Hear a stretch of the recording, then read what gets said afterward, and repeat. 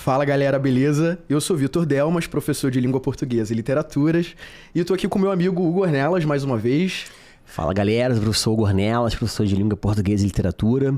Tô com meu amigo Vitor e a gente vai destrinchar essa obra hoje. Chamada E aí, Senhora, o que já não é novidade, né? Estamos mais uma vez aqui para falar sobre um paradidático que a UERJ vem cobrando, já não é de hoje. E a ideia é aquela de sempre, fazer um resuminho, falar sobre os personagens principais, as questões que envolvem ali a trama de certa forma, e eu sempre gosto de dizer que a característica de toda boa obra literária é que as partes, de certa forma, confirmem o todo. Então, se existe alguma coisa maior sobre a qual a gente vai falar, a temática principal, aquilo que é muito provável, na verdade que não tem como não aparecer na prova, né? Que é o casamento por interesse, a emancipação feminina. A gente vai perceber que em vários momentos da obra isso vai sendo confirmado de pequenas formas e confirmando o todo, né? Afinal de contas, o todo sem a parte não é o todo e a parte sem o todo não é parte. Muito bem, quer falar alguma coisa, amigo? Queria, antes de a gente falar propriamente da obra, falar um pouquinho do José de Alencar, que é um grande romancista nosso, né? Sem dúvidas, o maior do nosso romantismo. Alguns até dizem, eu escutava isso na faculdade, que ele seria o Shakespeare da língua portuguesa, o Dante da língua portuguesa, como se fosse o fundador da língua portuguesa, porque a gente tem lá o José de Alencar no romantismo, mas o barroco e o arcadismo ele ainda eram literatura colonial, e como se fosse talvez a nossa emancipação, não só política, mas literária na escrita. Exatamente. E é um projeto literário ali de construir uma língua brasileira, não uma língua portuguesa. E não por outra razão, ele cultiva muitas formas literárias, né? Então ele faz romance histórico, indianista, urbano, regionalista, mas também faz peça de teatro, mas também faz crítica literária, mas também escreve como jornalista eventualmente, sempre com vistas a essa formação de uma cultura, de uma identidade nacional. Afinal de contas, quando a gente alcança a nossa independência, em 1822, tudo bem, alcançamos a nossa independência política, mas quem somos os brasileiros, né? E quem somos com uma silepse aí proposital, né? Porque, afinal de contas, a gente se inclui dentre esses brasileiros, apesar de o sujeito ser o quem. E aí é isso, né? O José de Alencar, que nasce em 1829, morre em 1877, nasce no Ceará, mas em boa parte da sua vida mora aqui no Rio de Janeiro, né? Praticamente o carioca. Tendo cursado também Direito em São Paulo. E ele se dedica à carreira de advogado, jornalista, escritor, político. Ele é eleito várias vezes deputado, chegando a ser até ministro da Justiça entre os anos de 1868 e 1870. E tem essa produção diversificadíssima, e aí vale destaque aqui para o romance urbano em especial, né, o romance de costumes, que é onde se insere a obra Senhora. Né? O romance urbano, acho que é legal a gente trazer também um contexto, isso as provas fazem desde muito tempo, e também não deixa de ser uma perspectiva importante para analisar uma obra. Toda obra está inserida em um período. A gente pode analisar o discurso, que é importante, mas também entender as motivações do porquê se fala aquilo. Uhum. E eu acho que é importante para quem está em casa assistindo, no seu processo de leitura, saber colocar isso, né? Então, nós estamos em Segundo Reinado, estamos em temática de escravidão.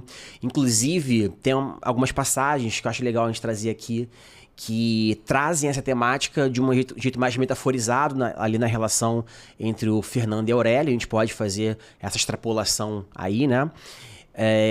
Acho legal colocar em consideração também que o público leitor, o público que consome essa literatura, é um público burguês. Então a gente tem todo o cenário burguês, os locais, as roupas. Isso é muito interessante, porque o romance urbano, que trata então da vida da burguesia e ganha muito destaque no Brasil e na Europa, ele tem duas funções complementares, que é basicamente formar esse público burguês quanto aos valores que vão ser ensinados nessa literatura, ao mesmo tempo em que essa literatura não deixa de ser feita à imagem e semelhança da própria burguesia. Então, ao mesmo tempo em que o público leitor se vê representado naquelas obras, ou talvez seja justamente porque, vou mudar aqui a relação semântica, o público leitor se veja representado naquelas obras, que ele assuma aqueles valores como seus também. né? A honradez, né? A lealdade. Embora os romances românticos sejam o amor, né? O amor romântico, que é... O amor vence tudo, né? É sempre essa a máxima.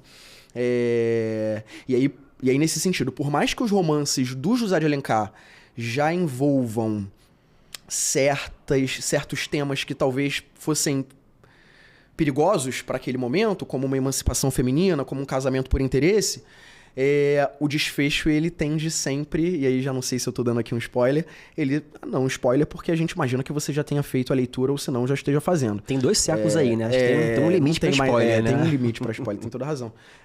Mas o desfecho tende a ser sempre feliz porque é isso que confirma a obra também como pertencente ao romantismo, né? Finais felizes. É interessante falar isso porque quando a gente fala que a literatura ensina, ela tem um fim didático, a gente pode falar assim, né? O burguês se vê naquele personagem, se vê naquele discurso e parece um pouco grego. A literatura grega ela também tinha essa intenção lá com Aquiles, né? A construção dos personagens, de ensinar ali aquela sociedade. E, de certa forma, isso também acontece na literatura romântica, sobretudo no romance urbano. E eu acho que é importante também a gente começar a história a partir dessa perspectiva, né? A perspectiva de que o romance romântico ele vai reproduzir os valores da época, ele vai reproduzir a maneira que se pensava e, de novo, importante também fazer esse recorte. A maneira como pensava o povo burguês, né? A classe burguesa, o nicho. Não que a gente está representando aqui o Rio de Janeiro, porque às vezes a gente tem esse discurso, né? Não, é o Rio de Janeiro do século XIX. Não, é o Rio de Janeiro que está circunscrito ali a Botafogo, Glória, Catete, Flamengo, que são os lugares onde os burgueses costumavam frequentar. E ali, dentro dessa burguesia, existe uma série de questões que eu acho que eu já posso começar aqui, talvez dando a primeira palavra, tá ótimo. Que a gente está pensando aí em capitalismo. Exatamente. O capitalismo... Uma sociedade capitalista. Que é emergente, né? Isso. E que tem de tudo a ver com esses valores da burguesia. Que também é emergente, né? Também emergente, recém-chegada ali, né? Ao poder com a Revolução Francesa, ali no finalzinho do século XVIII, na Europa. E aí eu gostaria de fazer a leitura de uma passagem aqui de um livro que eu sempre uso, né, em sala, que é assim: tanto na Europa quanto no Brasil, o romance urbano conseguiu uma comunicação direta com o público burguês. Tratando das particularidades da vida cotidiana desta classe, o romance urbano amadureceu o próprio romance como gênero, ao mesmo tempo em que solidificou o romantismo e preparou os caminhos do romance político-social mais cultivado por outros movimentos literários. E aí você falava até do Machado, né? Como o Machado depois, e é justamente subsequente... Ampliou isso aí, Amplia, né? Isso. E aí a gente falava da burguesia, né, Hugo?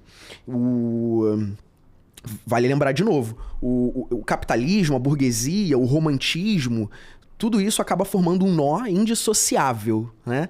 E é justamente porque é diante de um contexto de capitalismo, de dinheiro, de relações financeiras, que a gente também vai falar sobre um amor por esse viés, né? Que é uma mercantilização do amor, do casamento. Não, e é importante também fazer uma observação que eu não sei se algum dia você já teve essa dúvida, mas era uma dúvida que eu tinha, eu acho que vale a pena a gente reforçar até mesmo para quem vai fazer prova do Enem e tal, é que...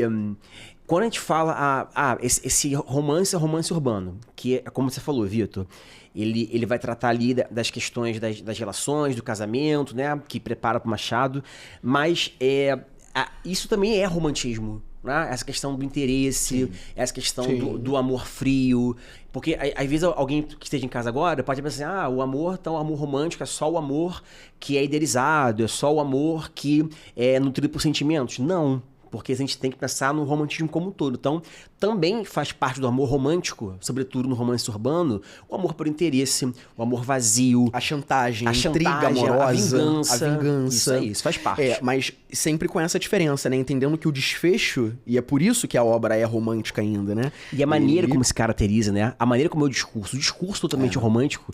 Inclusive, você me dá uma licença para... Claro. Eu vou ler aqui como começa. Pra gente ver, né? Olha como é que é... Não sei, Vitor, se você acha legal isso, mas pra mim isso é o cúmulo da preguiça, do piegas. Há anos raiou no céu fluminense uma nova estrela. Desde o momento de sua ascensão, ninguém lhe disputou o cetro. Foi proclamada a rainha dos salões, tornou-se a deusa dos bailes, a musa dos poetas e o ídolo dos noivos em disponibilidade. Era rica e formosa. Enfim, quem não se recorda de Aurélia Camargo? Olha quanta coisa que Quanta adjetivação, né? No E céu esse excesso de adjetivação, essa descrição piegas até em algum momento, isso é muito caracteristicamente romântico, né? Isso é romântico. Até isso que eu porque, conto, né? vale lembrar que esses romances, eles eram publicados originalmente em folhetins, né? Que eram histórias que saíam semanal, quinzenal, periodicamente nos jornais, e aí você tinha ali um certo recorte. Quando você chegava no melhor momento daquele dia, daquele episódio, daquela cena, você suspendia a história para que ela voltasse no outro dia, na outra semana, o que lembra muito as novelas de hoje em dia, que é exatamente a evolução, as telenovelas, né? Que são exatamente a evolução do folhetim, que por sua vez é também um romance, né? Então, não achem mera coincidência, porque de fato não é, essa relação muito, muito íntima entre a telenovela e os romances românticos, sobretudo esses do José de Alencar. Senhora, Lucila, Diva. Bem, e aí, falando ainda sobre essa questão financeira, só pra gente não perder isso de vista, você pode pensar assim, mas o casamento, então, e aí relacionando também como um assunto típico do romantismo, casamento por interesse, é que, na verdade, o casamento, no século passado, retrasado sobretudo, né? Retrasado. Acho que um pouco, respalda um pouco ainda no passado, mas sobretudo retrasado, né? Respingando ainda hoje também. Respingando ainda hoje também, verdade. Ele era visto como uma instituição social que envolvia basicamente um interesse político-econômico, né? Então, muitas vezes, os noivos, eles sequer sabiam dos casamentos que estavam sendo arranjados para eles, porque eram os pais os responsáveis por isso, né? Ou alguma espécie de tutor ali que existisse. E você tinha alguns objetivos com isso. Perpetuar sua genealogia, não sei, manter ali uma certa aliança entre certas famílias. Alianças políticas, alcançar alguma posição social, né? Pode ser. E o interesse econômico, claro, que eu acho, o que motiva aí o livro, né? O enredo, já que o Fernando Seixas, e aí apresentando aqui o outro protagonista, né? Quer dizer, a protagonista é a Aurélia, mas ele tem aí áreas de protagonista também. Que vai se casar com uma moça, né? Deixa a Aurélia, abandona a Aurélia. E aqui nesse meu livrinho, eu tenho um resumo da história. Você acha conveniente fazer um resumão, assim, da história como um todo antes de a gente fazer essa análise? A gente vai fazer Diz assim, ó. Aurélia Camargo é uma moça pobre e órfã de pai, noiva de Fernando Seixas. Seixas é um bom rapaz, porém tem o desejo de ascender rapidamente na escala social. E por isso, troca Aurélia por outra moça de dote melhor. Aurélia passa a desprezar todos os homens, e eis que, com a morte de um avô, torna-se milionária, e por isso, uma das mulheres mais cortejadas das cortes do Rio de Janeiro. Como vingança, manda oferecer a Seixas um dote de 100 contos, mas sem que fosse revelado o nome da noiva, só conhecido no dia do casamento. Seixas aceita e se casam. Na verdade, primeiro ele resiste, aí depois ele tá endividado, aceita, né? Porém, na noite de núpcias, Aurélia revela-lhe o seu desprezo. Seixas cai em si e percebe o quanto fora vil em sua ganância. Vivem como estranhos na mesma casa durante 11 meses, mas socialmente formam o casal perfeito. E aí a gente fala aqui de uma outra temática conveniente, né? Que é a essência versus a aparência. O que você é e o que você demonstra ser, que aí vai ser trabalhado a exaustão, sobretudo depois lá pelo Machado. A gente sempre fala do Machado aqui nos nossos podcasts, mesmo quando não é Machado, né? Ao longo desse período, Seixas trabalha arduamente até conseguir a quantia que recebera como sinal pelo acordo.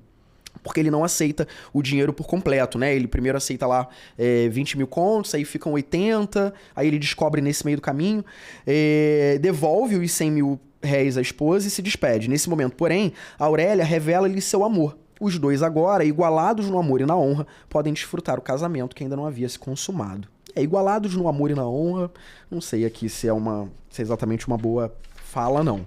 Mas é alguma coisa nesse sentido pra gente situar todo mundo, eventualmente aquele que tá meio perdido ainda na história. Você quer fazer leitura de alguma passagem, amigo? Tô vendo que você tá aí se coçando, por favor. Tô curioso. Eu queria apresentar, na verdade, queria que você em casa acompanhasse comigo também algumas personagens que se somam aqui pra história. E acho que, vamos lá, né? Então, o Vitor aqui fez o resumo do enredo. Então, a gente parte primeiro dessa ideia. O dinheiro move tudo aqui. Tudo é movido pelo dinheiro. Casamento é movido pelo dinheiro. Amizade é movido pelo dinheiro. Bajulação é movido pelo dinheiro. Enfim, ele é o ponto central aqui. E antes de começar a leitura das personagens, eu queria fazer 2 leituras. Primeiro, uma leitura de uma parte do livro que fala assim, para entender o porquê que o dinheiro é o elemento central, né? Para nascer, é preciso dinheiro, e para morrer, ainda mais dinheiro. Os risos alugam seus capitais. Os pobres alugam-se a si, enquanto não se vendem de uma vez, salvo o direito do estelionato. Então, a condição para nascer é dinheiro, e para morrer, ainda mais dinheiro.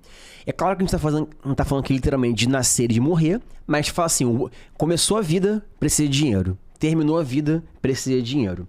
E os ricos alugam, os ricos dominam, e os pobres, eles são alugados. Eles se alugam. Então, a primeira coisa que a gente percebe aqui nessa frase é aquela relação de dominância. Então, se a gente está no espaço burguês, obviamente, o burguês, além do dinheiro, ele gosta do status. Ele quer o status, ele quer a dominação.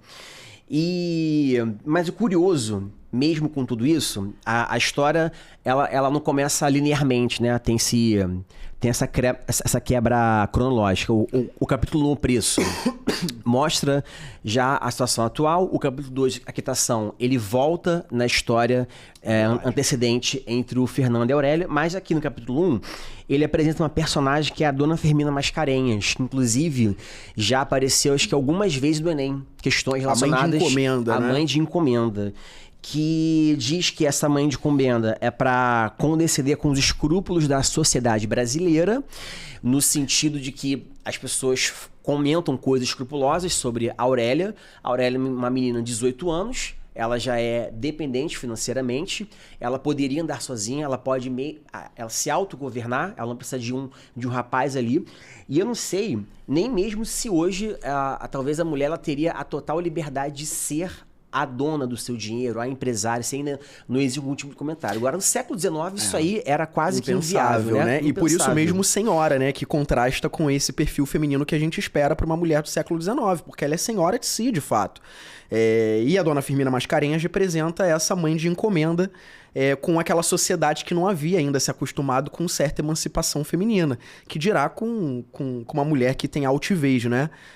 Quer dizer, uma moça, né? Porque é isso, 18 anos, é uma moça. 18 anos a gente não sabe nada da vida. E o que o Vitor falou aqui, gente, que da senhora, a todo momento, eu acho legal da escrita romântica. Você vai ver diversas descrições, diversas metáforas e imagens. Mas se você tentar entender o sentido da metáfora e da descrição, ela acaba sendo a mesma. Então, ele repete comparações, repete metáforas. E uma das muitas metáforas que ele faz tá aqui. A moça não declinava um instante do firme propósito de governar sua casa e dirigir suas ações como entendesse.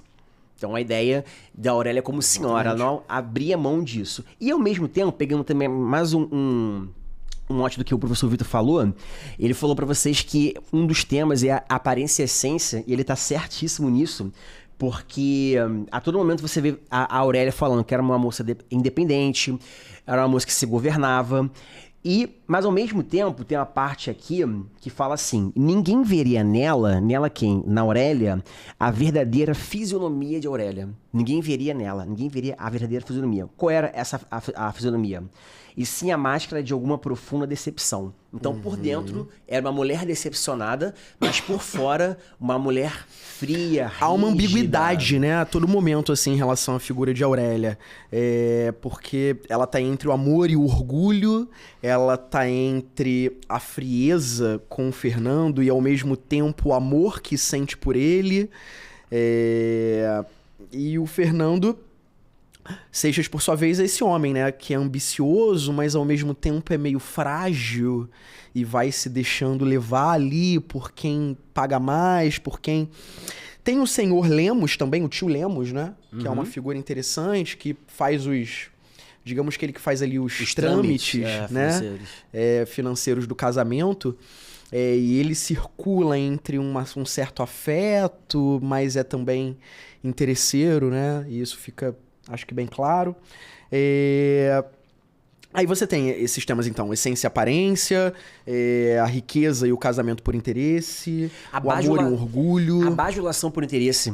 Tem uma parte aqui que a Aurélia, isso mostra um pouquinho também da competição feminina, que também aparece, que ela fala assim, ô Dona Firmina, quem é mais bonita? Eu ou a Amaralzinha? Amaralzinha, pra quem não sabe, é um apelido pra Adelaide Amaral, que é... uma das, entre muitas aspas, rivais ali da Aurélia. E ela pergunta pra Dona Firmina assim, né? Quem você acha que era mais bonita aqui? E aí ela fala assim, mas eu quero que você seja sincera, tá? Aí ela fala assim, a Dona Firmina: há de ser difícil que se encontre em todo o Rio de Janeiro outra moça que tenha sua educação. Lá mesmo, parede tanto que se fala tudo que haja. Então ela fala assim, no Rio de Janeiro não tem ninguém igual a você. Paris deve ter ninguém igual a você. E eu acho que a Dona Firmina não deve ser uma frequentadora assídua de Paris para dizer que ninguém se compara a Aurélia aqui. Então, o que a gente tá vendo aqui, gente? Aí a gente vê além da letra, né? Além da escrita, por isso que é importante colocar ali o foco. A Dona Firmina, socialmente, está abaixo da Aurélia. A Aurélia é, de fato, a senhora. A Dona Firmina ali, como parente de encomenda, mas está sobre a tutela da Aurélia. Ela começa a bajular. E é o que mais tem aqui, gente. O Vitor citou o Lemos. O Lemos, a todo momento, fica puxando o saco da Aurélia, fala que ela é isso. Ele é o mais fanfarrão dentre todos. Muito. Não, e ainda bem que tem o narrador onisciente, porque o narrador onisciente, ele consegue traduzir em alguns momentos o que pensa o Lemos. Nossa, isso muitas vezes ele critica. O narrador, ele chega a ser quase até um intruso, porque ele interfere, ele faz algumas... Ele faz algumas projeções ali, e aí eu acho que é interessante nesse sentido a gente pensar naquelas marcas de modelização como um ponto que pode caracterizar, né? Uma polifonia, né? Uma polifonia. Para quem não lembra, né? A modelização é aquela marca linguística que não necessariamente vem escancarada em forma de primeira pessoa, mas que vai demonstrar um posicionamento, um grau de adesão em relação àquilo que eu digo, né? Em relação à proposição. Geralmente são advérbios, né? Como infelizmente, lamentavelmente, às vezes verbos auxiliares, como deve, como pode, às vezes certos predicados cristalizados, como é certo, é preciso, é necessário, é provável. Pode ser um adjetivo, pode ser um próprio verbo de comando, né? Acho, ou de saber, acho, penso, ordeno... Alguma coisa nesse sentido. Mas geralmente isso vem em forma de advérbio. Assim, acho que o advérbio e o verbo são as formas mais tradicionais, pelo menos, de serem cobradas. O auxiliar, né? O verbo auxiliar, né? Pode, deve, que é aquilo que no inglês a gente chama de modal verbs. Né? Bem, tem um ponto importante, não sei se a gente já chegou a falar sobre isso, Hugo, que é o fato de que a própria relação pecuniária que existe e que circula, né, toda a obra, ela já aparece na própria divisão do romance, né? Que é um romance dividido em 4 partes. A primeira parte chamada preço, a segunda parte chamada quitação, a terceira parte chamada posse, a última parte chamada resgate. E todas elas envolvem essa lógica de uma relação, né, de um envolvimento financeiro, de uma transação. Também no campo semântico, né? Financeira. Isso. Aí o preço, né, remete àquilo que se paga para possuir algo, e aí no caso é o próprio Fernando, né, que a Aurélia compra. Aí a gente tem a segunda parte, que é a quitação, que é um termo que se refere ao pagamento de uma dívida. E aqui o casamento ele acontece, mas ele não acontece da forma que a gente imagina, né? Que ele deva acontecer. Afinal de contas, eles passam 11 meses morando juntos e mal olham um pra cara do outro, né? E aí, de novo, a gente volta pra aquela questão da essência e aparência. Tem uma relação fria, desequilibrada, enfim. E aí você tem um jogo ali de orgulho, de quem é que vai dar o braço a torcer primeiro, né? Aí a terceira parte, chamada posse, que é ambígua de certo modo, né? Porque Fernando Seixas, em tese, ele tem a esposa, mas ao mesmo tempo ele não tem, né? Ou a Aurélia tem, o melhor até, né? A Aurélia que tem o Fernando, mas ao mesmo tempo não tem, porque como se não estivessem ali, né?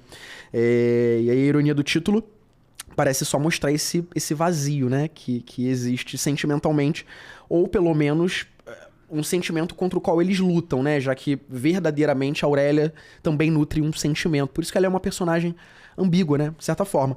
E a última parte que se chama resgate, né?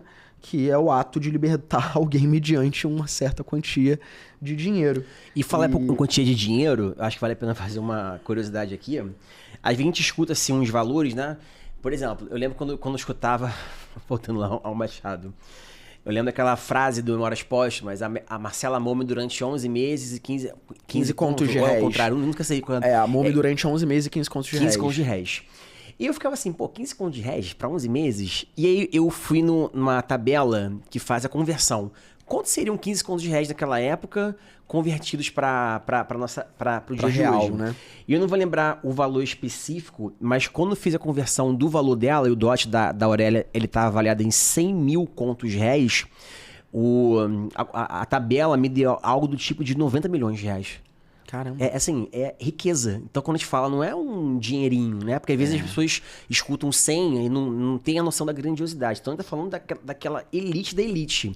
Porque tem umas pessoas também que não têm a noção da classe social delas, né? Que pertence, né? E aí é o famoso chá de revelação de classe. Chá de revelação de classe. Precisa muitas vezes. Pois é. E pra você ver como que o perfil psicológico da personagem ajuda a entender as ações. Né? Então a gente falou desde o início que a Aurélia, ela é muito fria, né? Tem até uma parte que diz que ela é fria, pausada, inflexível, impassível, gelidez, como uma estátua.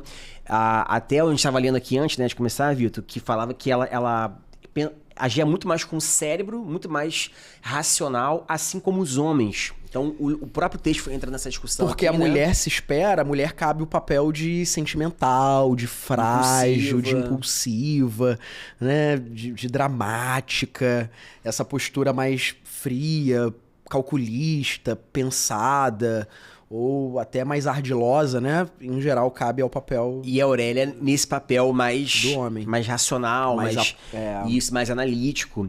E de certa forma, né, não deixa de ser uma crítica. E também, acho que a gente pode dizer que o Alencar já estava um pouquinho à frente do tempo dele, né? Porque nessa época, alguém conseguiu trazer essa questão irônica, porque claramente é uma coisa irônica aqui, né? A gente tem que entender aqui a intenção.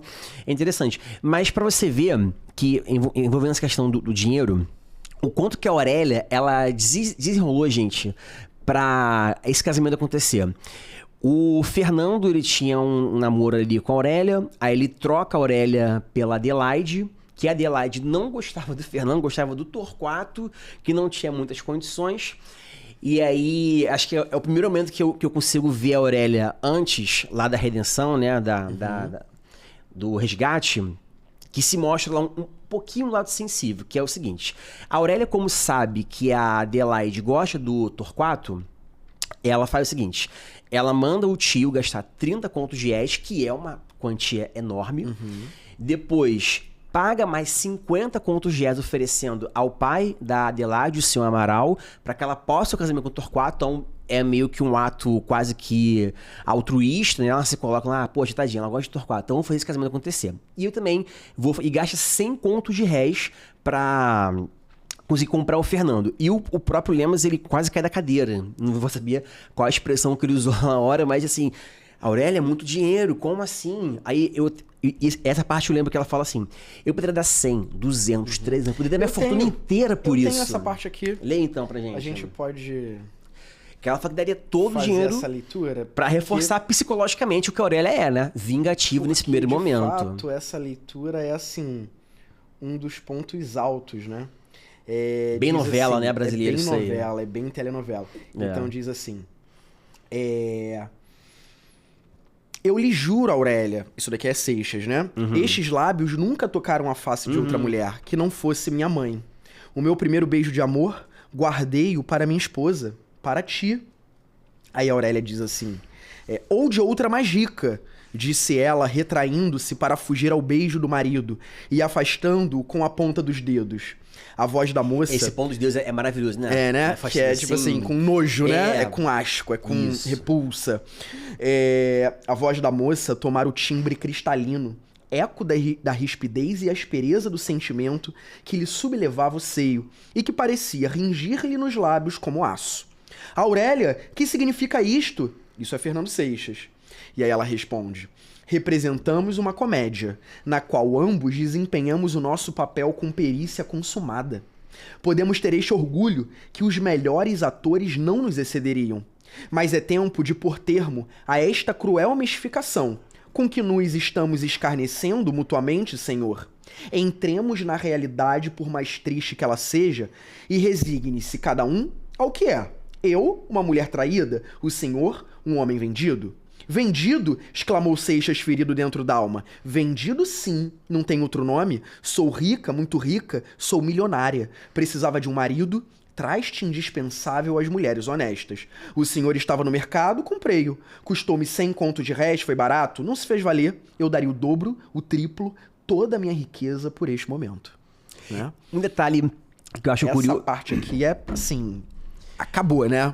Um detalhe que eu acho curioso aqui é que a palavra traste, ela não tinha essa conotação que existe hoje, né? Da pessoa mala, pessoa chata. A traste fazia parte de um objeto do enxoval que as mulheres recebiam no casamento. Então, eu acho que é pior ainda que traste. Assim, você é um objeto. Você é um penduricalho, né? É alguma coisa nesse sentido. Você é uma coisa... Sim, qualquer coisa tá valendo pra aqui. E aqui, né, nesse momento, acho legal a gente falar, acho interessante a parte da realidade, né? Mesmo sendo romântico, entremos na realidade. Entremos na realidade. E aí é o papel social, como você falou, cada um desempenha um papel social, e é isso que...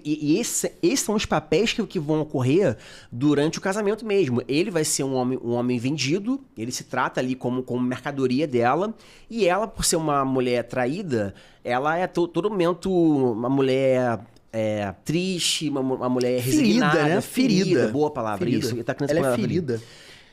E aí tem aquela postura de ataque, né? A qualquer mínimo sinal, como se tivesse assustada também, e na expectativa, de certa forma, de ser magoada por outro. Por isso ela começa também a ironizar os outros homens, né? Sobretudo quando eles estão ali se oferecendo ou querendo casar com ela, já que ela é uma pessoa querida nesse sentido, né? Com posse, com grana, ou a estrela, né? O céu fluminense, aquela caracterização aí que vimos logo no início. Tem um ponto interessante que eu acho bacana em relação ao resgate, que é a última parte do romance, porque esse resgate ele é meio polissêmico, né? A gente pode pensar num resgate talvez moral para Aurélia, uma salvação moral da Aurélia, né? A gente pode pensar nesse resgate como o resgate do próprio Seixas em relação à sua moral, em relação à sua dignidade. Não, né? Esse capítulo ele mostra muito a construção da personagem, né? A gente tem o Seixas, Fernando, como um alpinista social, ou seja, é aquele que faz qualquer tipo de relação para ascender. Para escalar, né? E ele é, Vitor, aquela pessoa que parece burguesa, mas não é burguesa. Porque você falou um ponto interessante, ele vivia com dívidas, mas um dos fatores das dívidas é porque ele gostava de se vestir bem, gostava de frequentar bons lugares. Então acho que ele é metonímia daquela classe média que se endivida, que gasta tudo que tem, que não tem, para poder aparecer alguma coisa. Pra poder aparecer, exatamente. E precisa se vender mesmo, vender a alma dele para que ele consiga manter esse nível. E a gente pode pensar em Rio de Janeiro, a gente pode pensar em Brasil, em pessoas que se vendem mesmo para que possam preservar aquilo.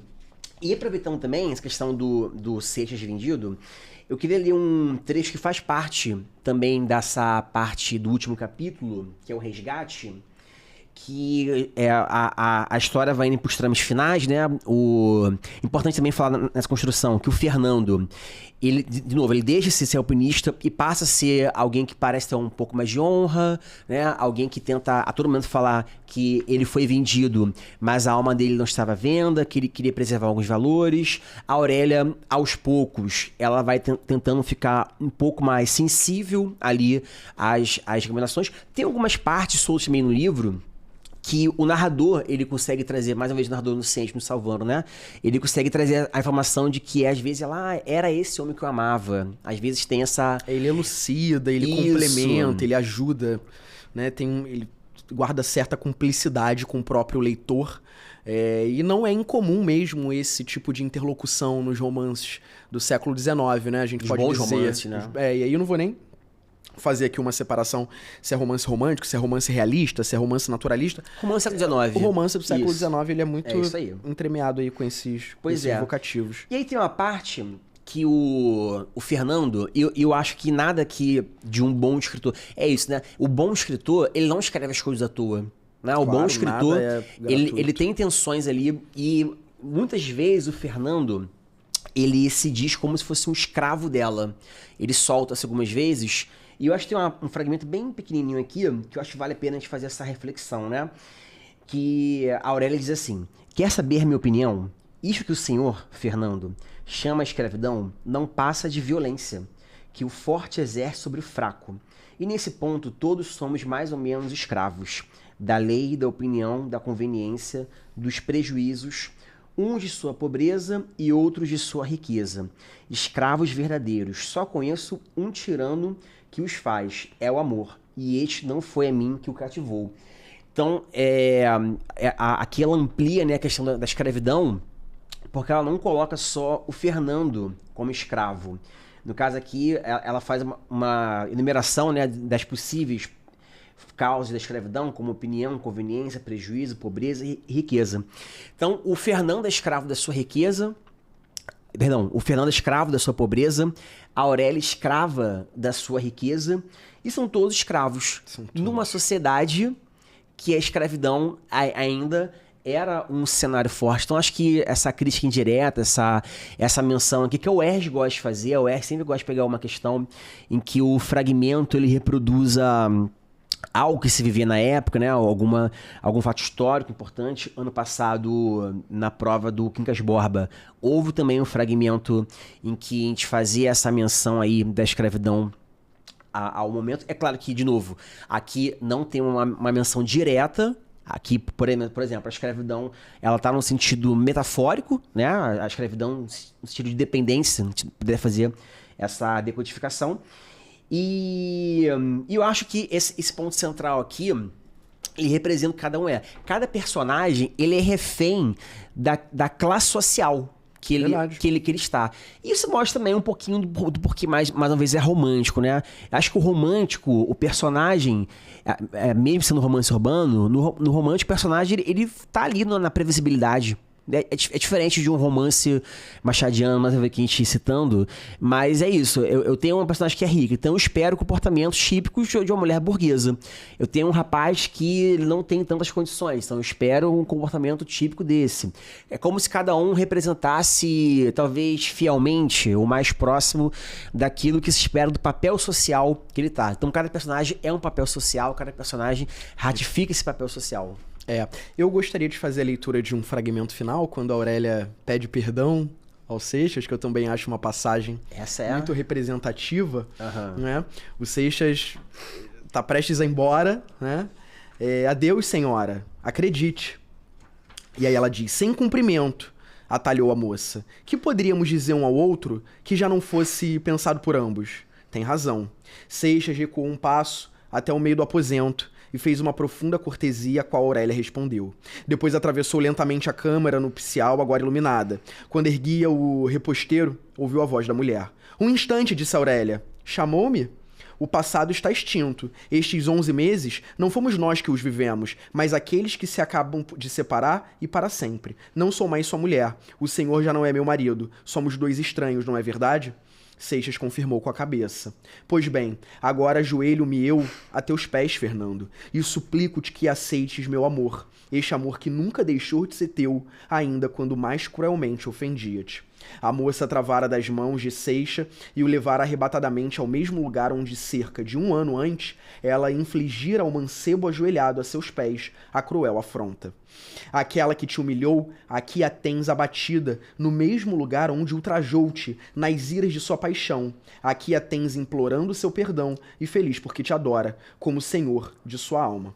Seixas ergueu nos braços a formosa mulher, que ajoelhara a seus pés. Os lábios de ambos se uniam já em férvido beijo, quando um pensamento funesto perpassou ao espírito do marido. Ele afastou de si com um gesto grave a linda cabeça de Aurélia, iluminada por uma aurora de amor, e fitou nela o olhar repassado de profunda tristeza. Aí eles vão ficar nessa, mas é isso, né? Vai acontecer ali o perdão, o desfecho vai ser, apesar de cada um cumprir um papel aí social, um arquétipo, né? Daquele momento da sociedade burguesa do século XIX, no final, insisto, né? Até para que você ensine esses valores para a sociedade burguesa, o desfecho ele tende a ser sempre valoroso.